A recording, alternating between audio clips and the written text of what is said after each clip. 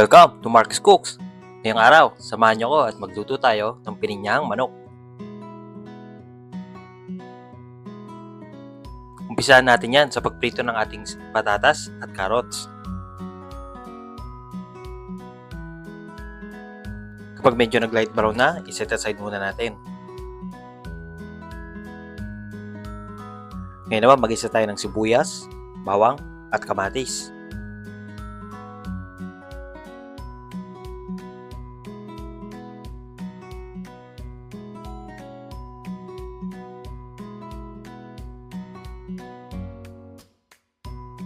Pagkagisa ng sibuyas, bawang at kamatis, pwede na natin ilagay yung manok.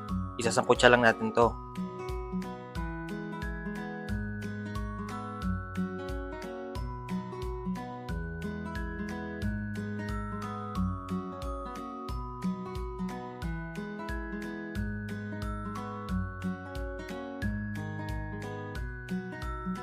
Naglalagay na rin ako dito ng asin at paminta.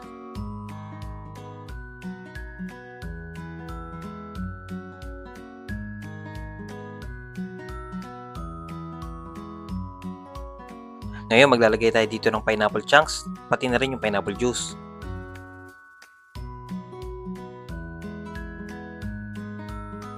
Ilalagay ko na rin itong red bell pepper.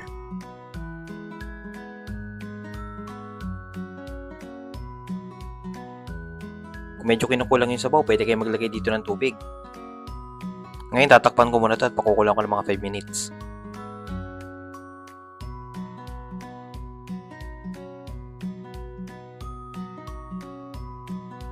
After ng 5 minutes na kulo, ilalagay ko na yung patatas at carrots. Tapos, tatakpan uli natin yan at pakukulan pa natin ng another 10 minutes.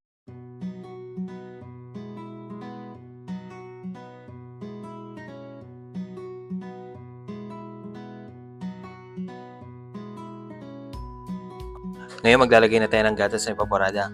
Mga kalahating can ang nilagay ko dito or around 185 ml.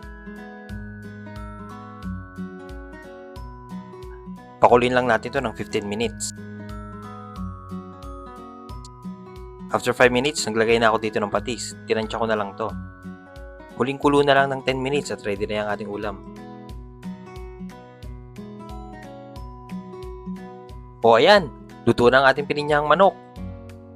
Sana nagustuhan mo ang ating recipe. Subscribe ka na din sa ating channel para updated ka sa mga susunod pa nating lulutuin. O paano? Salamat!